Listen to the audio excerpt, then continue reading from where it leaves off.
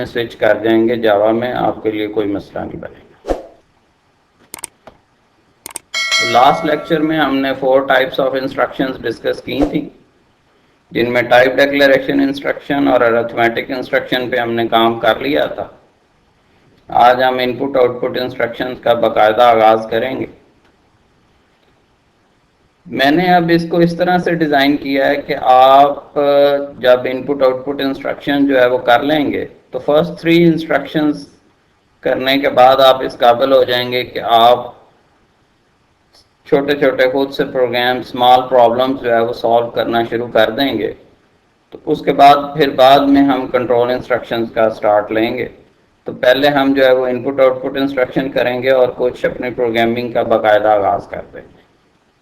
जैसा कि मैंने आपको पहले भी बताया था कि प्रोग्रामिंग जो है वो पढ़ने से नहीं, करने से आती है। तो इसी वजह से मैं कोशिश करूंगा कि जितना जल्दी हो सके आपको प्रॉपर प्रोग्रामिंग पे जो है वो शिफ्ट कर दिया जाए, फिर साथ साथ जो है वो इंस्ट्रक्शंस पढ़ते जाएंगे और फिर प्रोग्रामिंग में उसे इम्प्लीमेंट करते जाएंगे। तो आज हम स्टार्ट करते हैं जी अपनी 3rd टाइप ऑफ इंस्ट्रक्शन से, that is input output instruction. As stated earlier, data before processing and after processing goes to RAM. Programming को प्रॉपरली समझने के लिए या प्रोग्रामिंग करने के लिए हमें कंप्यूटर का जो एक्चुअल प्रोसेसिंग साइकिल है उसको समझने की ज़रूरत होती है। तो डाटा बिफोर प्रोसेसिंग मीन जो भी आपने जिस डाटा पे प्रोसेस करवाना है, जो भी आप डाटा एंटर करते हैं कीबोर्ड से, वो डाटा आपका रैम में जाता है और फिर प्रोसेस होने के बाद it again goes to RAM. So RAM is an important part. RAM में डाटा जाए बगैर वो ना तो प्रोसेस हो सकता है और प्रोसेस होने के बाद जो डाटा वो भी रैम में जाता है और रैम में जाए बगैर वो ना ही आउटपुट यूनिट पे जा सकता। तो 2 चीज़ें अहम हैं कि डाटा रैम में भेजना कैसे है और फिर रैम से डाटा को जो है वो आउटपुट यूनिट पे कैसे भेजना। तो ये हमारा 2 स्टेप्स में प्रोसेस होगा। पहले हम डाटा को इनपुट यूनिट से रैम में भेजेंगे और फिर प्रोसेस हुए डाटा को रैम से आउटपुट यूनिट पे डिस्प्ले कराएंगे। तो जब भी आपने डाटा जो है वो इनपुट करना है, मीन आपने डाटा रैम में भेजना है from the input unit, let's say keyboard, तो उसके लिए आपने इनपुट इंस्ट्रक्शन का इस्तेमाल करना। Input instructions are used to enter data from the input unit to RAM so that the input the values of the any variable. जब भी आपने किसी वेरिएबल की वैल्यू इनपुट करनी होगी आप इनपुट इंस्ट्रक्शन का इस्तेमाल करेंगे। उसके लिए C++ में हमारे पास cin जो है ये इनपुट इंस्ट्रक्शन है। अगर आपने किसी वेरिएबल की वैल्यू इनपुट करवानी हो, फॉर एग्जाम्पल आपने x की वैल्यू इनपुट करवानी है तो आप इसे लिखेंगे sin x, या y की वैल्यू इनपुट करवानी है तो sin y, या फिर अगर दोनों वेरिएबल्स की वैल्यू इकट्ठी भी आप इनपुट करवाना चाहें तो आप sin x एंड y से काम जो है वो अपना कर सकते हैं। इसमें माय डियर स्टूडेंट एक बात जो है वो आप लोगों को ज़हन नशीन करनी ज़रूरी है कि जब भी आप अपनी किसी इंस्ट्रक्शन को कंप्लीट करें तो हर इंस्ट्रक्शन के एंड पे आप जो है वो स्टेटमेंट टर्मिनेटर का इस्तेमाल, सेमीकोलन का इस्तेमाल करेंगे। सेमीकोलन इस चीज़ की इंडिकेशन है कि यहाँ पे एक इंस्ट्रक्शन या एक स्टेटमेंट कंप्लीट हो गई है और इसके बाद आने वाली इंस्ट्रक्शन जो है वो एक नई इंस्ट्रक्शन होगी। सो चाहे आप टाइप डिक्लेरेशन इंस्ट्रक्शन का इस्तेमाल कर रहे हो या इनपुट आउटपुट इंस्ट्रक्शन का या किसी भी और टाइप ऑफ इंस्ट्रक्शन का आप इस्तेमाल कर रहे हैं, तो हर इंस्ट्रक्शन के एंड पे आप सेमीकोलन का इस्तेमाल ज़रूर करेंगे। That is a statement terminator which tells the computer that this is the end of this instruction and next new instruction is going to be start. इसी तरह से आउटपुट इंस्ट्रक्शन, तो जैसा कि पहले डिस्कस किया है कि इनपुट इंस्ट्रक्शन आप इनपुट यूनिट से डाटा रैम में भेजने के लिए यूज़ करते हैं और जो भी डाटा आपका रैम में मौजूद होता है वो उस वक्त तक आपके आउटपुट यूनिट तक नहीं जाता जब तक आप आउटपुट इंस्ट्रक्शन से उसे सेंड नहीं करते। तो जब भी आप किसी वेरिएबल की वैल्यू जो प्रोसेस हो चुका है या जो आपने प्रोसेस करवाना है, जो रैम में मौजूद डाटा अगर आप चाह रहे हैं कि वो आउटपुट यूनिट पर डिस्प्ले हो, तो उसके लिए आप आउटपुट इंस्ट्रक्शन का इस्तेमाल करें। सी प्लस प्लस में हमारे पास आउटपुट इंस्ट्रक्शन है सी आउट। फर्ज कर लें कि आप वेरिएबल जे की वैल्यू जो है वो डिस्प्ले करवाना चाह रहे हैं, तो उसमें आप सी आउट जे का इस्तेमाल करेंगे। और फॉर एग्जांपल आप के की वैल्यू डिस्प्ले करवाना चाह रहे हैं तो सी आउट के का इस्तेमाल करेंगे। और ये याद रखें कि इनपुट के लिए आपके ग्रेटर देन के साइंस लगते हैं और आउटपुट के लिए आपने लेसर देन वाले साइंस जो है वो इस्तेमाल किए। ऐसे ऑपरेटर हैं जिनका ख्याल रखना बहुत ज़रूरी है कि आप इनपुट के लिए कौन से ऑपरेटर यूज़ कर रहे हैं और आउटपुट के लिए कौन से ऑपरेटर यूज़ कर रहे हैं। तो अगर आपने किसी वेरिएबल्स की वैल्यूज डिस्प्ले करवानी है या कांस्टेंट की वैल्यूज डिस्प्ले करवानी है या अगर कोई आप string as it is display करवाना चाहते हैं, तो उसके लिए जो है वो आप आउटपुट इंस्ट्रक्शन का इस्तेमाल करेंगे। जैसे मैंने एक इंस्ट्रक्शन में लिखा है cout this is my first program. अब this is my first program जो है ये इन्वर्टेड कॉमास में लिखा है। इन्वर्टेड कॉमास में लिखने का मतलब यह है कि जो चीज़ आप इन्वर्टेड कॉमास में लिखेंगे वो एज इट इज डिस्प्ले हो जाएगी, चाहे आपने इन्वर्टेड कॉमास में कुछ भी लिखा है, सी आउट इंस्ट्रक्शन उसको एज इट इज डिस्प्ले कर दे। अब अगर कोई वेरिएबल या स्ट्रिंग जो है वो इन्वर्टेड कॉमास में है तो एज इट इज डिस्प्ले हो जाएगा, लेकिन अगर आपने इन्वर्टेड कॉमास के बगैर किसी वेरिएबल को सी आउट कराया तो उसकी वैल्यू डिस्प्ले होगी। बेसिक स्ट्रक्चर जो है वो डिस्कस करते हैं। 3 टाइप्स ऑफ इंस्ट्रक्शन जो है वो करने के बाद, इससे पहले कि मैं आपको फोर्थ जो कंट्रोल इंस्ट्रक्शन है उसका स्टार्ट करवाऊं, हम अपने प्लान के मुताबिक जो है वो 3 टाइप्स ऑफ इंस्ट्रक्शंस के बाद जो है वो प्रोग्राम का बेसिक स्टार्ट करेंगे। तो उसमें जो बेसिक स्ट्रक्चर है वो उसका इंट्रोडक्शन कराना ज़रूरी है। सबसे पहले है कमेंट लाइन। अगर आप अपने प्रोग्राम में अंडरस्टैंडिंग के लिए कोई चीज़ ऐड करना चाह रहे हैं और आप चाह रहे हैं कि वो चीज़ एग्जीक्यूट ना हो, तो उसके लिए कमेंट लाइन का इस्तेमाल किया जाता है। फिर है pre processor directives, then global variable declaration and then main function. इसमें जो फर्स्ट वन था दैट वाज कमेंट लाइन। तो स्लैश स्टैरिक और ये जो डॉटेड लाइंस लिखी हुई हैं, इसका मतलब यह है कि डॉटेड लाइन वो एरिया है जहाँ पे आप अपनी कोई भी स्टेटमेंट लिख सकते हैं और जो भी स्टेटमेंट इस डॉटेड एरिया में आप लिखेंगे वो एग्जीक्यूशन में शामिल नहीं होगी। This is just for your understanding purpose. आप अपने प्रोग्राम में कमेंट लाइन इस तरह से ऐड कर देंगे जो आपके प्रोग्राम की अंडरस्टैंडिंग को, रीडेबिलिटी को बढ़ाएगी, लेकिन वो एग्जीक्यूशन में शामिल नहीं होगी। यह आपकी अपनी मर्जी है कि आप कोई कमेंट लाइन अपने प्रोग्राम में लिखना चाह रहे हैं या नहीं लिखना चाह रहे। This is up to you. The second thing is pre processor directives. आपके प्रोग्राम में बहुत सारी ऐसी इंस्ट्रक्शंस होंगी जिनकी डेफिनेशंस जो है वो मुख्तलिफ किस्म के हेडर फाइल्स में मौजूद होती है। जैसे आपने इनपुट आउटपुट इंस्ट्रक्शन का इस्तेमाल करना है तो उसकी डेफिनेशन जो है वो iostream.h में मौजूद है। आप इस हेडर फाइल को अपने प्रोग्राम में शामिल किए बगैर जो है वो इनपुट आउटपुट इंस्ट्रक्शन का इस्तेमाल नहीं कर सकते। इसलिए जब भी आप अपने प्रोग्राम में इनपुट आउटपुट इंस्ट्रक्शन शामिल करना चाहेंगे तो उसके लिए आपको iostream.h जो हेडर फाइल है ये शामिल करनी ज़रूरी है। इसके बगैर आपकी इनपुट आउटपुट इंस्ट्रक्शन जो है वो एग्जीक्यूट नहीं होगी। फिर है global declaration. This is the section where variables are declared globally so that it can be accessed by all the function used in the programme.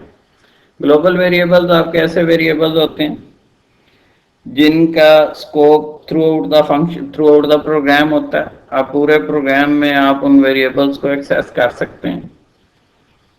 इस पे कोई कंस्ट्रेंट नहीं है कि ये इस फंक्शन के लिए यूज़ हो सकता है और किसी दूसरे फंक्शन में इस्तेमाल नहीं हो सकता। Global variable throughout the program accessible होते हैं और मेन से पहले आप इन्हें डिक्लेयर करते हैं। इनका भी जैसे इस्तेमाल आएगा तो मैं आपको इसकी भी प्रैक्टिस करवाऊँगा। अब आ जाते हैं एक्चुअल 4 पॉइंट की तरफ। मेन मेन हमारे पास ऐसा फंक्शन है जो किसी भी C++ प्रोग्राम की एग्जीक्यूशन का स्टार्ट करता है। आपने चाहे इसको प्रोग्राम के बिगिनिंग में लिखा या प्रोग्राम के एंड पे लिखा है, जो एग्जीक्यूशन स्टार्ट होगी वो हमेशा इस मेन फंक्शन से होगी। मेन में आपने इस तरह से मेन लिखना है, आगे पैरेंथेसिस का इस्तेमाल करना है, और ये जो डॉटेड एरिया है ये वो एरिया है जहां पे आपने अपनी इंस्ट्रक्शंस देनी है। तो जब भी आप कोई भी C++ का प्रोग्राम बनाएंगे तो उसमें आप अपना मेन फंक्शन बनाएंगे, और इस मेन फंक्शन का ये जो डॉटेड एरिया है यहाँ पे आप अपनी इंस्ट्रक्शंस जो है वो दे सकते हैं। आज ही इसका बाकायदा आगाज करते हैं, इसका फर्स्ट प्रोग्राम। इसमें मैंने सबसे पहले iostream.h जो है वो इंक्लूड की है। अब ये जो iostream.h है ये हेडर फाइल है जो बेसिकली आपकी इनपुट और आउटपुट इंस्ट्रक्शंस की डेफिनेशंस इसमें मौजूद हैं। तो जब भी आपने जो है वो अपनी इनपुट या आउटपुट इंस्ट्रक्शन का इस्तेमाल करना होगा तो उसके लिए जो है वो आप इस हेडर फाइल का इस्तेमाल करें। उसके बाद वाइड मेन वाइड, इसमें जो वाइड है इसकी डेफिनेशन जब हम फंक्शन पढ़ेंगे तो मैं फर्दर आपको क्लियर करवा दूंगा, लेकिन अभी जो इसका एक छोटा सा इंट्रोडक्शन देना ज़रूरी है वो ये है कि जो फर्स्ट वाइड है, जो मेन से पहले वाइड लिखा हुआ है, इसका मतलब ये है कि ये जो मेन है ये कोई वैल्यू रिटर्न नहीं करता। अगर आप इसमें से कोई वैल्यू रिटर्न, जैसे रिटर्न 0 लिखते हैं तो फिर आप यहाँ पे इंटर लिख देंगे, लेकिन अगर आप कोई वैल्यू रिटर्न नहीं कर रहा है तो फिर आप यहाँ पे वाइड का इस्तेमाल करेंगे। और मेन के बाद पैरेंथेसिस में जो वाइड लिखा हुआ है इसका मतलब यह है कि मेन फंक्शन जब स्टार्ट होगा तो ये किसी भी दूसरे फंक्शन से वैल्यू नहीं लेगा, खुद ब खुद अपना स्टार्ट लेगा। तो इस वजह से यहाँ पे वाइड लिखा है कि ये अपने स्टार्टअप के लिए किसी दूसरे फंक्शन से वैल्यू नहीं ले रहा। इसके बाद पैरेंथेसिस में सिर्फ एक आउटपुट इंस्ट्रक्शन का इस्तेमाल किया गया जिसमें आपने इन्वर्टेड कॉमर्स में लिखा है this is my first program. अब इसमें आपने जस्ट एक इंस्ट्रक्शन का इस्तेमाल किया है और इन्वर्टेड कॉमर्स में आपने जो कुछ लिखा है ये एज इट इज डिस्प्ले कर देगा। अब हम इसके प्रोग्राम की तरफ चलते हैं।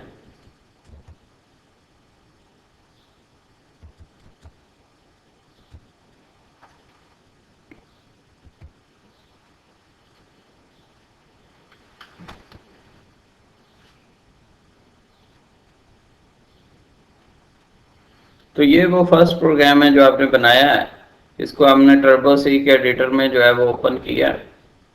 अब जब हम ये प्रोग्राम रन करते हैं तो इसका कोई आउटपुट नहीं आता। उसके लिए ये है कि जी हमारे पास दो चीज़ें इस प्रोग्राम में ऐड करनी ज़रूरी हैं। एक तो यह है कि आप इसमें गेट सी एच का इस्तेमाल करें। गेट सी एच का इस्तेमाल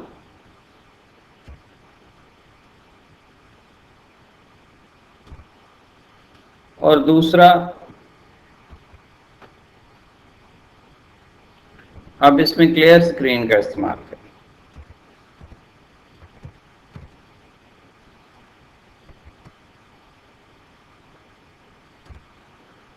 क्लियर स्क्रीन का फंक्शन जो है ये आपको स्क्रीन जो है वो रेज करके देगा।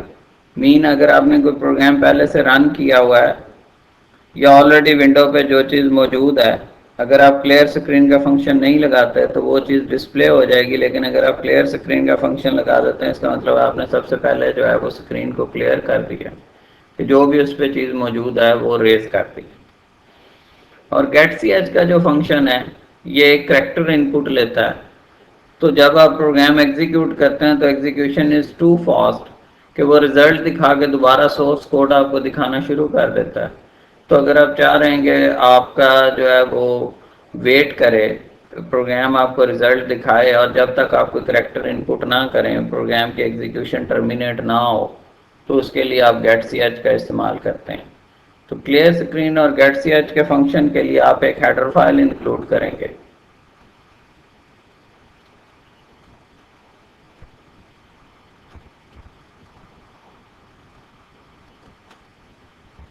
Console input output dot H. अब इस प्रोग्राम को रन करते हैं। कंट्रोल F9 से आपने प्रोग्राम रन किया तो ये देखें, this is my first program. और इस वक्त जो है ये जो कर्सर ब्लिंक कर रहा है, इसका मतलब ये है कि ये आपसे एक करैक्टर इनपुट कर रहा है, मांग रहा है। जो गेट सी एच वाला फंक्शन आपने लगाया था इस वक्त वो एक्टिव है and it is demanding a character from the keyboard. तो जब तक आप ये करैक्टर इनपुट नहीं करेंगे, गेट सी एच का फंक्शन जो है वो एग्जीक्यूशन अपनी रोके रखेगा, और जैसे ही आप कोई करैक्टर इनपुट करेंगे तो आपकी एग्जीक्यूशन जो है वो यहाँ पे कंप्लीट हो जाएगी और आप सोर्स कोड में वापस चले जाएंगे। तो इसका मतलब यह है कि right now you are at गेट सी एच, और until you do not give the any character from the keyboard, आपका प्रोग्राम जो है वो इसी स्टेट में रहेगा। जब आप कोई करैक्टर इनपुट कर देंगे तो प्रोग्राम आपका वापस जो है वो सोर्स कोड में चला जाएगा। अब इसमें जस्ट एक लाइन आपने लिखी थी, this is my first program. अगर हम इसको एक्सटेंड करें, हमें एक और स्टेटमेंट का यहाँ पे जो है वो उसको शामिल करें। फॉर एग्जांपल हम एक और स्टेटमेंट इसमें लिखते हैं,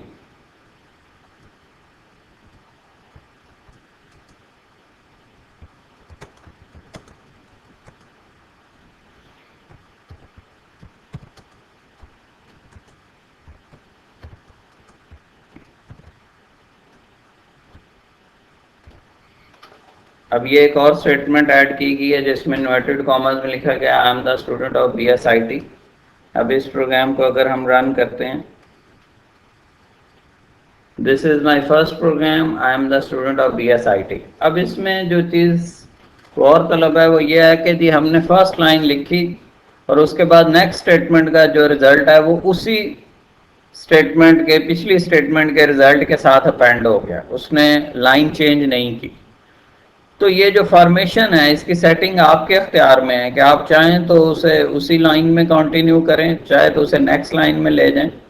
तो अगर आप चाह रहे हैं कि आई am the student of BSIT जो है वो नेक्स्ट लाइन पे डिस्प्ले हो, तो उसके लिए आपको अपने सोर्स कोड में थोड़ी सी तब्दीली करनी होगी।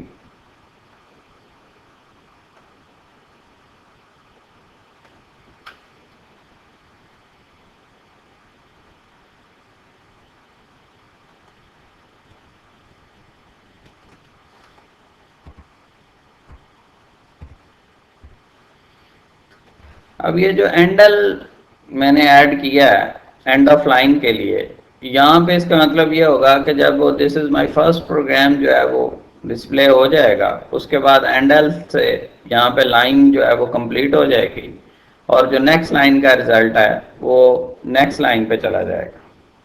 जैसे this is my first program एक लाइन पे आएगा और उसके बाद एंडल, इसका मतलब यह है कि यहाँ पे लाइन चेंज हो जाएगी और आई am the student of BSIT next line पे चला जाएगा। इसको रन करते हैं जी कंट्रोल F9 से। देखें this is my first program, अब रिजल्ट जो है वो नेक्स्ट लाइन पे गया, I am the student of BSIT। तो इस तरह से आप एंड ऑफ लाइन से जो है वो अपना आउटपुट जो है वो मैनेज कर सकते हैं कि कहाँ पे आपने जो है वो लाइन चेंज करनी है। तो ये है जी हमारा फर्स्ट प्रोग्राम।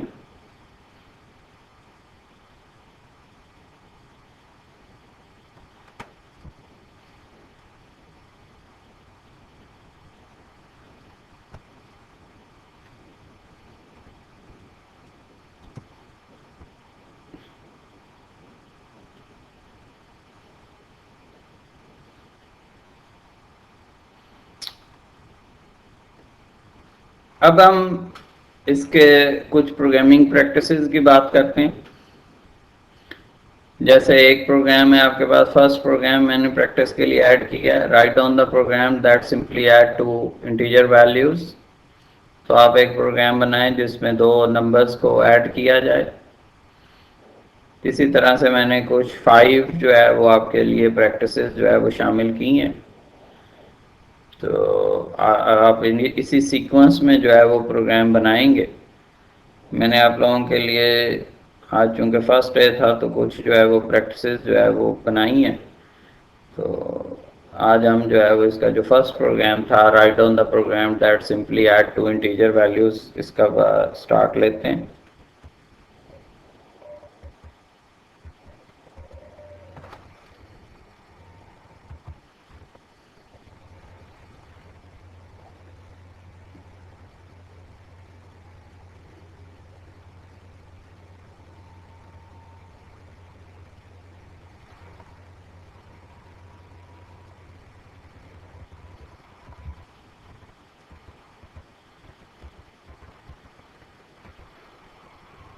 मैंने इसमें हर स्टेप शामिल करने की कोशिश की है जिसमें आपको किसी किस्म की कोई कन्फ्यूजन ना हो कि फ़ाइल आपने सेव कैसे करनी है, ओपन कैसे करनी है, हर चीज़ मैंने शामिल की है। तो ये है जी वो program that add two integer values.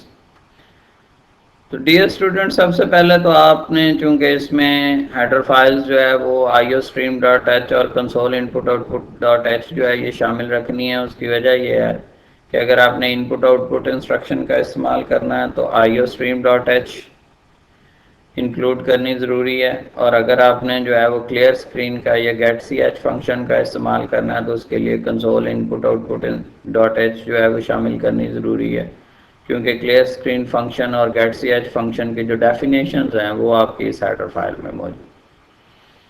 अब दो नंबर्स को जब आपने ऐड करना है तो यू नीड टू वेरिएबल्स, जिसमें आपने दो नंबर्स की वैल्यूज जो है वो आपने देनी है।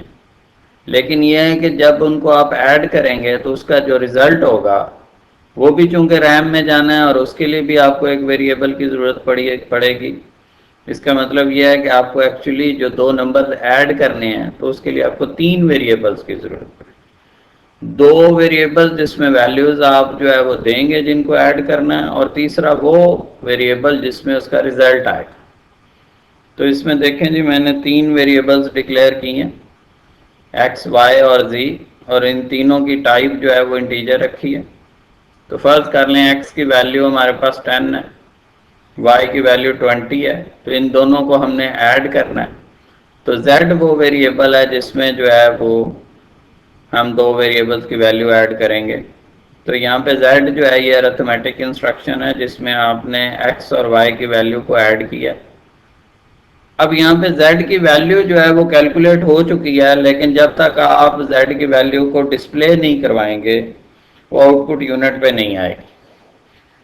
तो जब आपने x की वैल्यू 10 दी, y की वैल्यू 20 दी और z जो है ये 30 कैलकुलेट हो गया, तो उसको आपने आउटपुट इंस्ट्रक्शन के साथ जो है वो डिस्प्ले भी करवाना है। अब इसमें जो बात समझने वाली है वो ये है कि अगर मैं इसे इन्वर्टेड कॉमास में लिख देता हूँ, जैसे लेट से मैंने इसे इन्वर्टेड कॉमास में लिख दिया,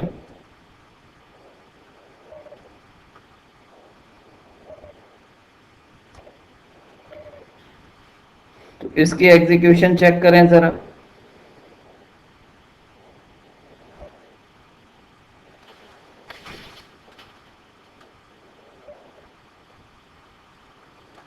तो आपके पास रिजल्ट जो है वो z आ रहा है। अब z क्यों आ रहा है, उसकी वजह यह है कि आपने z को ये जो डिस्प्ले करवाया वो इन्वर्टेड कॉमर्स में करवाया, और इन्वर्टेड कॉमर्स में आप जो कुछ भी लिखते हैं वो एज इट इज डिस्प्ले हो जाता है। तो अगर आप चाहते हैं कि z की वैल्यू जो है वो डिस्प्ले हो, z डिस्प्ले ना हो बल्कि उसकी वैल्यू डिस्प्ले हो, तो उसके लिए आपको इसे इन्वर्टेड कॉमर्स से ख़त्म करना हो।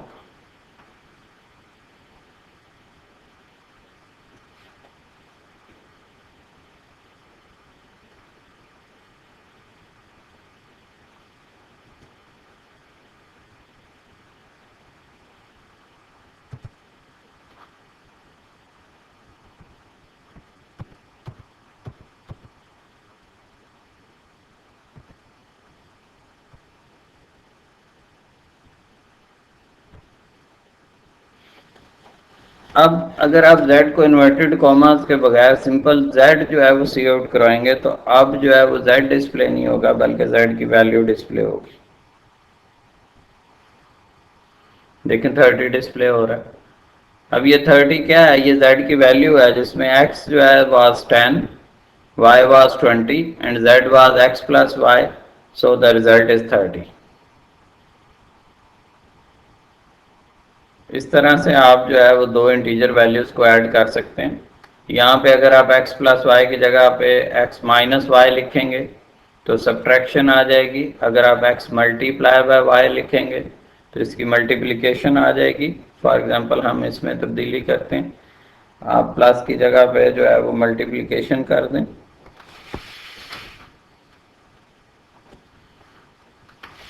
x मल्टीप्लाई वाई का मतलब ये होगा कि 10 और 20 जो है उनका मल्टीप्लिकेशन हो जाएगी और सी आउट जेड करने से आपकी जो है वो मल्टीप्लिकेशन जो है उसका रिजल्ट डिस्प्ले होगा।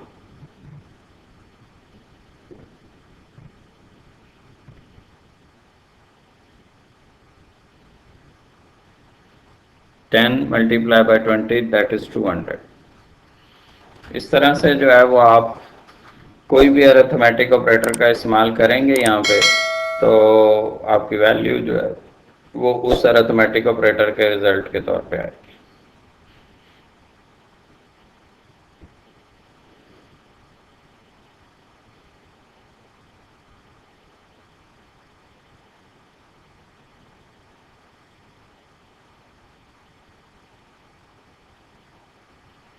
इसी तरह से सेकंड जो है वो हमारे पास है, write down the program that calculate the sum of 3 numbers and display the average of these numbers. तो अब हम थोड़ा सा अपनी एफर्ट को एक्सटेंड करते हैं। पहले हमने सिंपली 2 नंबर्स को ऐड किया था, अब हम जो है वो 3 नंबर्स को ऐड करेंगे और उसकी एवरेज भी जो है वो कैलकुलेट करेंगे।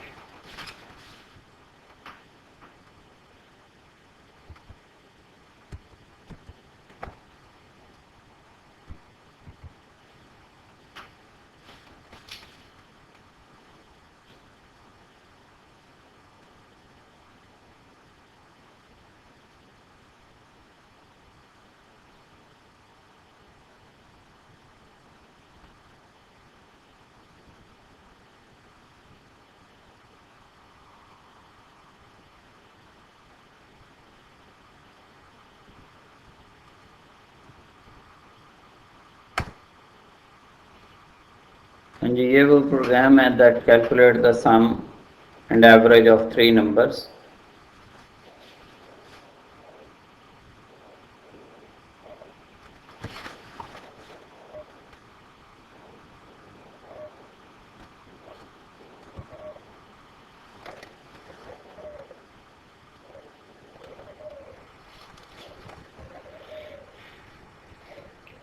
अब इसमें 3 नंबर्स जो है उनका आपने सम कैलकुलेट करना है। तो सबसे पहले तो उन 3 नंबर्स के लिए आपको वेरिएबल्स या मेमोरी स्पेसेस जो है वो रिक्वायर्ड होंगी। तो उसके लिए हमने 3 वेरिएबल्स जो है वो रखे हैं 3 नंबर्स के लिए, जैसे ए बी एंड सी, जिसका आपने सम कैलकुलेट करना है। और फिर एक वेरिएबल आपने रखा है सम के लिए और एक वेरिएबल आपने रखा है एवरेज के लिए। अब इसमें 3 चीज़ें जो हैं वो आपके जो है वो इनपुट हो रही हैं, ए बी और सी, और सम और एवरेज जो है ये आपकी प्रोड्यूस हो रही है। तो इसलिए you need to have 5 variables.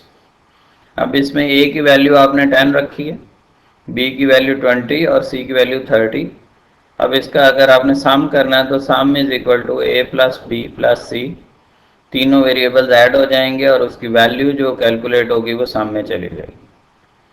और फिर एवरेज जब आपने कैलकुलेट करनी होगी तो आप चाहें तो a plus B plus c divided by 3 कर दें, या फिर चूंकि सम में जो है वो ऑलरेडी एडिशन कैलकुलेट हो चुकी है तो बजाय इसके कि हम a plus B plus c divided by 3 करें, हम सम डिवाइडेड बाय 3 कर देंगे।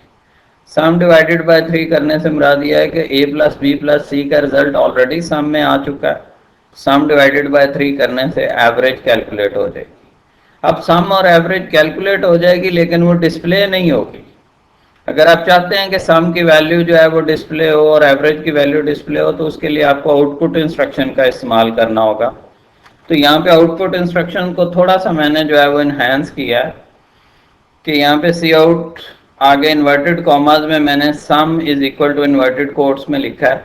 अब ये जो सम इज इक्वल टू मैंने इन्वर्टेड कोट्स में लिखा है, इसका मतलब ये है कि ये एज इट इज डिस्प्ले हो जाएगा। और उसके बाद सम विदाउट कोट्स का मतलब ये है कि पहले जो सम इक्वल टू आपने लिखा है ये आएगा और फिर जो सम विदाउट कोट्स लिखा है उसकी वैल्यू आएगी।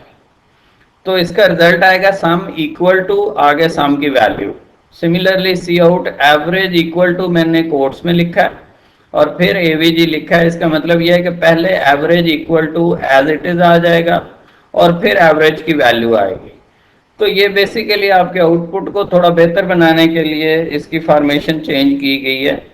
तो अगर आप चाहें तो सिंपल सम और एवीजी भी लिख सकते हैं, लेकिन उससे हमें रिजल्ट में कन्फ्यूजन रहती है कि ये सम का रिजल्ट है या एवरेज का रिजल्ट है। तो आप अपने सम और एवरेज के रिजल्ट को बेहतर बनाने के लिए उसे कोट्स में पहले जो है उसकी कुछ डिस्क्रिप्शन दे दें।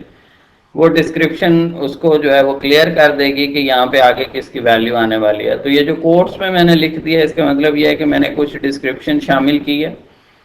तो इसका रिजल्ट जो है वो सिंपल सम और एवीजी डिस्प्ले करवाने से, इस तरह से अगर आप सम और एवरेज डिस्प्ले करवाएंगे तो उसका रिजल्ट कदरे बेहतर आएगा।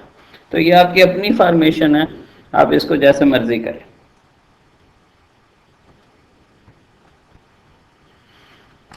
हाँ जी, अब देखें इसका रिजल्ट जो है वो sum is equal to 60, average is equal to 20। तो बेसिकली यह है कि जी आपके पास जो है वो सम इसका जो है वो 30 प्लस 20 50 प्लस 10 60 आया और 60 डिवाइडेड बाय 3 किया तो ये आपके पास 20 जो है वो उसकी एवरेज आ गई। अब यह है कि चूंकि एवरेज का चांस होता है कि वो डेसिमल वैल्यूज में चली जाए, तो जब भी आपने डिवीजन ऑपरेटर्स का या स्लैश ऑपरेटर का इस्तेमाल करें तो आप अपनी प्रॉब्लम के मद्देनज़र रखते हुए आप चाहें तो इसे इंटीजर में रखें, चाहे तो आप इसे फ्लोट में कन्वर्ट करें। फ्लोट में कन्वर्ट करने का फ़ायदा ये होगा कि अगर आपकी कोई वैल्यू जो है वो एवरेज की वैल्यू डेसिमल में भी चली जाती है तो फ्लोट आपको उससे बेहतर रिजल्ट दे। अब फर्ज करें हम वैल्यूज जो है वो चेंज कर देते हैं।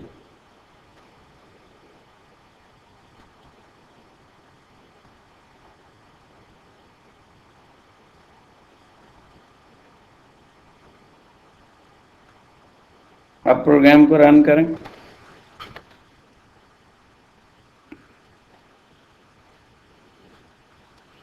अब देखें एवरेज की वैल्यू 43.33332 तक इसने दी है। अब अगर आपने एवरेज को इंटीजर रखा होता तो ये कभी भी आपको इतनी एक्यूरेट वैल्यू जो है वो ना देता।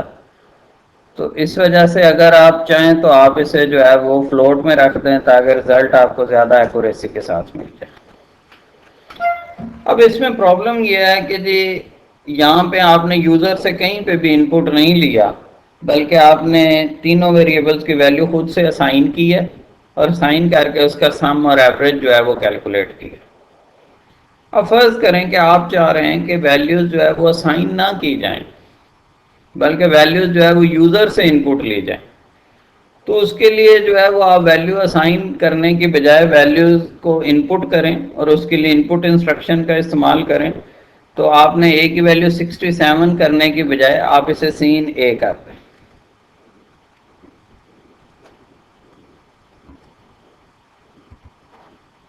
इसी तरह से बी की वैल्यू 33 फिक्स करने की बजाय आप सीन बी कर दें।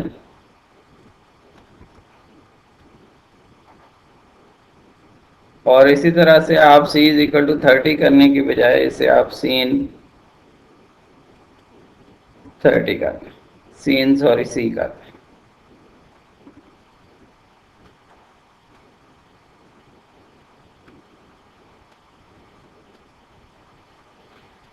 अब यहाँ पे ए बी और सी की वैल्यू आपने कोई असाइन नहीं की, लेकिन सीन ए का मतलब यह है कि जब प्रोग्राम रन होगा तो सीन जो इंस्ट्रक्शन है ये बेसिकली इनपुट इंस्ट्रक्शन है जो आपसे ए की वैल्यू खुद मांगेगी और फिर बी की वैल्यू भी इसी तरह से इनपुट की जाएगी कीबोर्ड से और फिर सी की वैल्यू भी कीबोर्ड से इनपुट की जाएगी।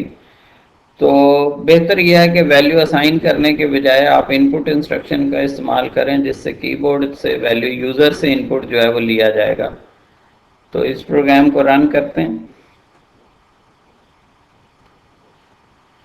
तो यहाँ पे देखिए इस वक्त जो है वो वैल्यू असाइन नहीं हुई बल्कि आपसे ए की वैल्यू मांगी जा रही है। फॉर एग्जांपल आपने ए की वैल्यू 20 दे दी, फिर यहाँ पे बी की वैल्यू जो है वो मांगी जा रही है, दैट इज फॉर एग्जांपल आपने 30 इनपुट कर दी। सी की वैल्यू जो है वो डिमांड की जा रही है, आपने लेट से कि उसकी वैल्यू 10 इनपुट कर दी।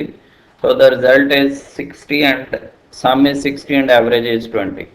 अब जब आपने प्रोग्राम को रन किया तो कर्सर ब्लिंक कर रहा था, जिससे हमने चूंकि खुद प्रोग्राम डेवलप किया तो हमें पता है कि वो ए की वैल्यू मांग रहा है, फिर बी की वैल्यू और फिर सी की वैल्यू।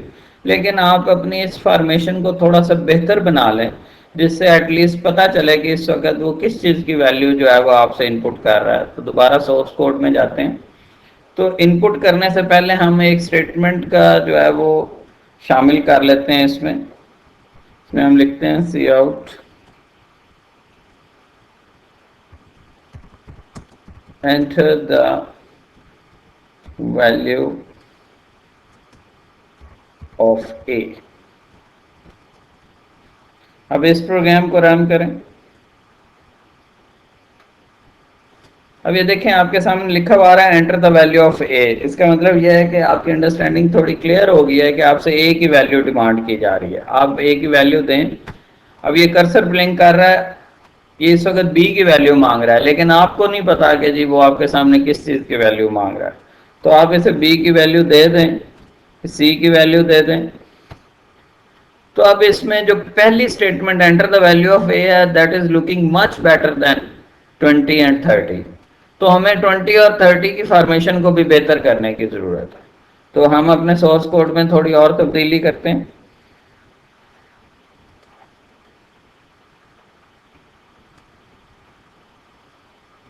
बी की वैल्यू इनपुट करने से पहले एक स्टेटमेंट ऐड कर देते हैं।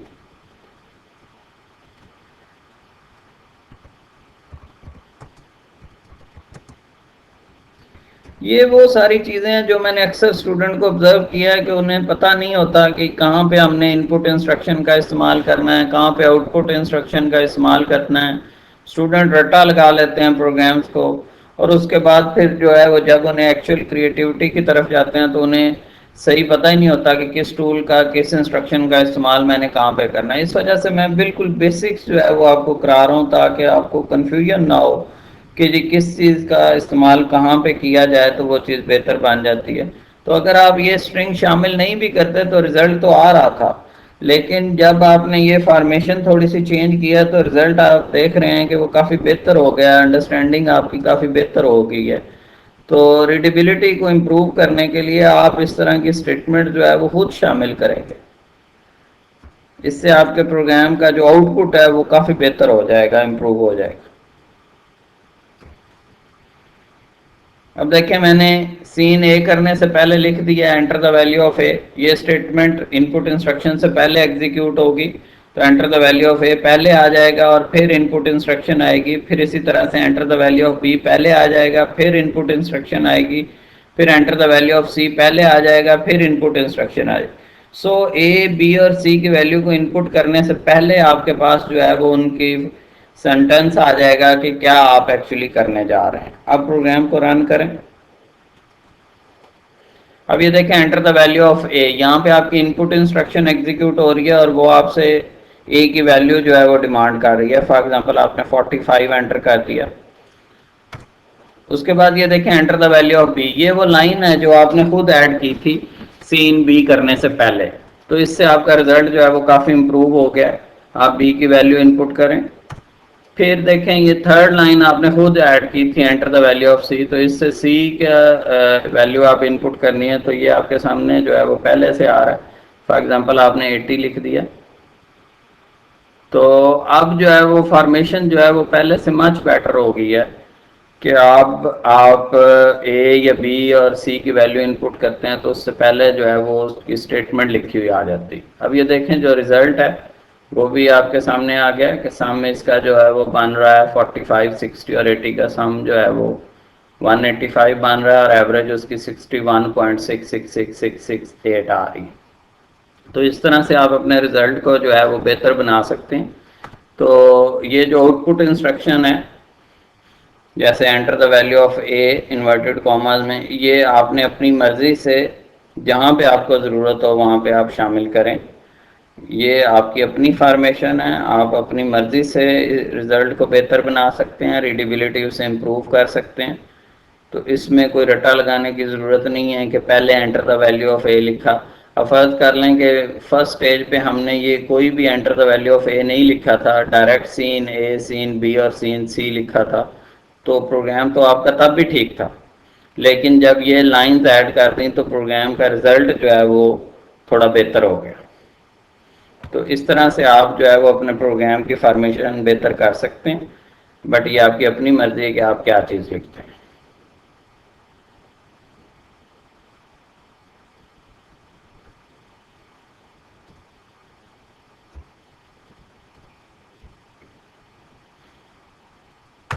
नेक्स्ट प्रॉब्लम की तरफ जाते हैं। Write down the program to convert the temperature given in Fahrenheit into centigrade. एक छोटी सी प्रॉब्लम हमने ऐड की है जिसमें टेम्परेचर जो है वो फ़ारेनहाइट में इनपुट किया जाएगा और उससे सेंटीग्रेड में जो है वो डिस्प्ले किया जाएगा। तो उसी तरह से पहले आपने ये इंक्लूड iostream.h जो है ये हेडर फाइल इंक्लूड की ताकि आप इनपुट आउटपुट इंस्ट्रक्शन का इस्तेमाल कर सकें, और फिर include conio.h console input output instruction header file आपने इंक्लूड की ताकि आप जो है वो क्लियर स्क्रीन और getch का इस्तेमाल कर सकें। तो ये दो हेडर फाइल्स, जब भी आप कोई जो है वो बिल्ट इन फंक्शन का इस्तेमाल करना चाहेंगे तो उससे रेलिवेंट उसकी हेडर फाइल जो है वो शामिल करनी ज़रूरी है। तो अभी जिन चीज़ों की हमें ज़रूरत थी उसके लिए जो दो हेडर फाइल्स जो है वो हमें रिक्वायर्ड थी वो हमने शामिल की। उसके बाद वाइड मेन वाइड, ये वो एरिया है जहाँ पे आपने अपनी इंस्ट्रक्शंस देनी है। यहाँ से मेन का स्टार्ट हो रहा है और यहाँ से मेन जो है वो क्लोज हो रहा है आपका। तो सबसे पहले उसी तरह से क्लियर स्क्रीन जो आपके पहले प्रीवियस आउटपुट को जो है वो क्लियर करेगी। उसके बाद ये है कि जी हमने देखना है कि प्रॉब्लम क्या है। देखिए, प्रोग्रामिंग में सबसे अहम चीज़ जो है वो ये होती है कि आप उस प्रॉब्लम को प्रॉपरली अंडरस्टैंड कर पाए हैं या नहीं। आप समझ लें कि प्रोग्रामिंग की 50-60% जो कम्प्लेक्सिटी है वो अंडरस्टैंडिंग में है कि प्रॉब्लम की अंडरस्टैंडिंग आपको हुई है या नहीं। अगर आप प्रॉब्लम को प्रॉपरली अंडरस्टैंड नहीं कर पाए तो आप उसकी डेवलपमेंट नहीं कर सकते। इसलिए बजाय इसके कि आप फटाफट क्वेश्चन देखें और उसके बाद फ़ौरन जो है वो प्रोग्रामिंग या प्रोग्राम टाइप करना शुरू कर दें, आप पहले उसे अच्छी तरह समझें कि करना क्या है। जैसे write on the program to convert the temperature given in Fahrenheit into centigrade, यानी कि जो चीज़ इनपुट है वो फ़ारेनहाइट में टेम्परेचर है और जो चीज़ रिजल्ट प्रोड्यूस करना है वो सेंटीग्रेड में। तो इनपुट आपने करनी है फ़ारेनहाइट की वैल्यू और डिस्प्ले आपने करानी है सेंटीग्रेड की वैल्यू। तो आपको बेसिकली दो वेरिएबल चाहिए होंगे, एक इनपुट के लिए और एक आउटपुट के लिए। तो उसके लिए हमने दोनों वेरिएबल्स जो है वो फ्लोट डिक्लेयर किए हैं, और इनपुट के लिए वेरिएबल जो रखा है वो एफ रखा है जो टेम्परेचर आपने फ़ारेनहाइट में देना है, और आउटपुट के लिए आप वेरिएबल जो सेट किया दैट इज सेंटीग्रेड। तो दो वेरिएबल हैं, एक फ़ारेनहाइट के लिए एफ और एक सेंटीग्रेड के लिए सी। तो सबसे पहले उसी तरह से मैंने एक लाइन शामिल कर दी है, एंटर टेम्परेचर इन फ़ारेनहाइट, इसे इन्वर्टेड कॉमर्स में लिखा है ताकि एफ की वैल्यू जो इनपुट करें उससे पहले हमें पता चल जाए कि एक्चुअली हम करने क्या जा रहे हैं। सीन एफ, एफ की वैल्यू इनपुट हो गई जैसा कि यहाँ पे लिखा हुआ था temperature given in Fahrenheit. Mean Fahrenheit की वैल्यू इनपुट करनी है तो हमने सीन एफ किया, तो फ़ारेनहाइट की वैल्यू हमने उसे इनपुट कर दी। उसके बाद इसे कन्वर्ट करना है सेंटीग्रेड में। तो कन्वर्ट करने के लिए हमारे पास जो इक्वेशन मौजूद है वो ये है कि C is equal to mean centigrade is equal to Fahrenheit -32 divided by 1.8। ये हमारे पास एक स्टैंडर्ड इक्वेशन है जो फ़ारेनहाइट टेम्परेचर को जो है वो सेंटीग्रेड में कन्वर्ट करती है। तो इस तरह से हम फ़ारेनहाइट की वैल्यू को सेंटीग्रेड में, मीन जो फ़ारेनहाइट की वैल्यू यहाँ पे इनपुट हुई है वो वैल्यू यहाँ पे इस फार्मूले में प्लेस हो जाएगी और सेंटीग्रेड कैलकुलेट होकर इस C को असाइन हो जाएगा। अब जब C को वैल्यू असाइन हो जाएगी तो वो डिस्प्ले नहीं होगी उस वक्त तक जब तक आप उसे डिस्प्ले करेंगे नहीं। तो उसके लिए आप आउटपुट इंस्ट्रक्शन का इस्तेमाल करेंगे। ये जो पहले लिखा हुआ है टेम्परेचर इन सेंटीग्रेड, ये आपके पास इन्वर्टेड कॉमास में है। इन्वर्टेड कॉमास का मतलब यह है कि ये चीज़ एज इट इज़ प्रिंट हो जाएगी, और उसके बाद ये जो C है ये इन्वर्टेड कॉमास के बगैर है, कोट्स के बगैर है। तो यहाँ पे C जो है उसकी वैल्यू आ जाएगी। तो ये वाली जो लाइन है टेम्परेचर इन सेंटीग्रेड, ये एज इट इज़ डिस्प्ले होगी क्योंकि ये कोट्स में है, और आगे C की वैल्यू आपकी डिस्प्ले हो जाएगी। तो आप इस प्रोग्राम को रन करते हैं जी।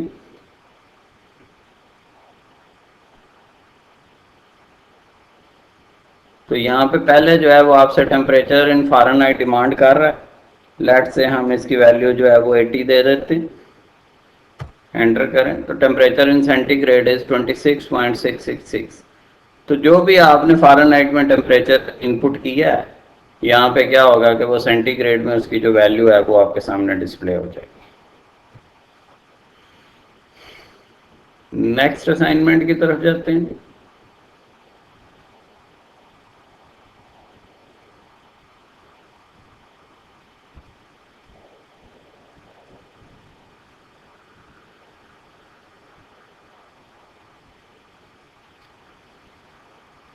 Write down the program to interchange the contents of two variables while the values of variables are input through the keyboard. अब ये प्रॉब्लम क्या है कि दो वेरिएबल्स की वैल्यूज आपने इनपुट करनी है और उनकी वैल्यूज को इंटरचेंज इस तरह से करना है कि एक वेरिएबल की वैल्यू दूसरे में चली जाए और दूसरे वेरिएबल की वैल्यू पहले में आ जाए। फर्स्ट कर लेंगे, हमारे पास दो वेरिएबल हैं ए एंड बी, तो हम ए की वैल्यू इनपुट करेंगे, फिर बी की वैल्यू इनपुट करेंगे और फिर इस तरह से उनकी स्वैपिंग करेंगे कि जो ए में वैल्यू इनपुट की है वो बी में चली जाए और जो बी में वैल्यू इनपुट की है वो ए में आ जाए। तो इंटरचेंज करना है आपने ए और बी की वैल्यूज को। इसके लिए आपको जो है वो बेसिकली एक थर्ड वेरिएबल की ज़रूरत पड़ेगी जो इंटरचेंजिंग आपके लिए करेगा, जिससे आप टेम्परेरी वैल्यू को आप जो है वो स्टोर कर सकेंगे। तो तीसरे वेरिएबल की काम यहाँ पे इस्तेमाल करेंगे जिससे हम जो है वो वैल्यूज़ को स्वैप कर सकेंगे, जिसकी हेल्प लेंगे। तो यहाँ पे देखें जी, हमारे पास जो है वो दो वेरिएबल हैं a b and third variable temp. अब इसमें पहले हमने enter the value of a, ये स्टेटमेंट हमने खुद शामिल की ताकि अंडरस्टैंडिंग क्लियर हो। और सीन ए की वैल्यू इनपुट हुई, फिर यहाँ पे बी की वैल्यू इनपुट हुई। अब ए और बी की वैल्यू इनपुट हो गई है, अब हमने उसको स्वैप करना। तो अगर हम a is equal to b direct लिखते हैं तो उसका मतलब ये होगा कि b की वैल्यू a में चली जाएगी और a की वैल्यू ख़त्म हो जाएगी। तो पहले हम a की वैल्यू जो है वो एक थर्ड वेरिएबल जैसे टेम्प है वहाँ पे स्टोर करेंगे और फिर a में b की वैल्यू ले लेंगे और फिर टेम्प की वैल्यू जो है वो b में चली जाएगी। इस तरह से वैल्यू ओवरलैप भी नहीं करेंगी और आपके जो है वो a की वैल्यू b में और b की वैल्यू जो है वो a में चली जाएगी। तो अब अगर हम इनकी वैल्यूज़ को डिस्प्ले करवाएंगे, ए की वैल्यू को और बी की वैल्यू को, तो जो आपने यहाँ पे वैल्यू ए को इनपुट की थी, जब आप सी आउट ए करेंगे तो बी की वैल्यू डिस्प्ले होगी और जो बी में इनपुट की थी जब सी आउट बी करेंगे तो जो वैल्यू आपने ए में डिस्प्ले करवाई थी वो वैल्यू डिस्प्ले। रन करते हैं जी इसे।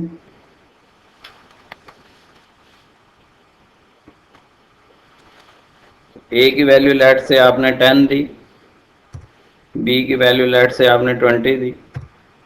तो अब देखें द रिजल्ट ऑफ ए, यानी कि जो ए की वैल्यू है वो 20 डिस्प्ले हो रही है और बी की वैल्यू जो है वो 10 डिस्प्ले। अब ये ए वाले कंटेंट्स जो है वो बी में आ चुके हैं और बी वाले कंटेंट्स जो है वो ए में आ चुके हैं। तो ये कैसे आए हैं? ये बेसिकली ये जो आपका मेथड है जिसमें आपने ए की वैल्यू को टेम्परेरी तौर पर टेम्प में स्टोर किया, फिर ए में जो है वो बी की वैल्यू ले ली और फिर बी में टेम्प। तो ये जो आपके पास तीन स्टेप्स हैं ये ए और बी की वैल्यूज़ को जो है वो स्वैप कर रहे हैं।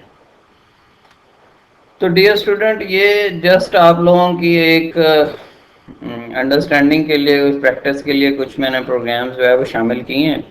लेकिन अगेन मैंने आपसे जैसे पहले डिस्कस किया कि प्रोग्रामिंग जो है वो पढ़ने से या किसी टीचर के करवाने से नहीं आएगी, प्रोग्रामिंग जो है वो करने से आती है। ये क्रिएटिविटी स्किल है, तो ये जब तक आप खुद से नहीं करेंगे तब तक प्रोग्रामिंग आपकी क्लियर नहीं होगी। तो इसके लिए मैंने आप लोगों के कुछ जो है वो असाइनमेंट्स, ये वो प्रोग्राम्स हैं जो मैंने प्रैक्टिस के तौर पे आज आप लोगों को करवाए हैं।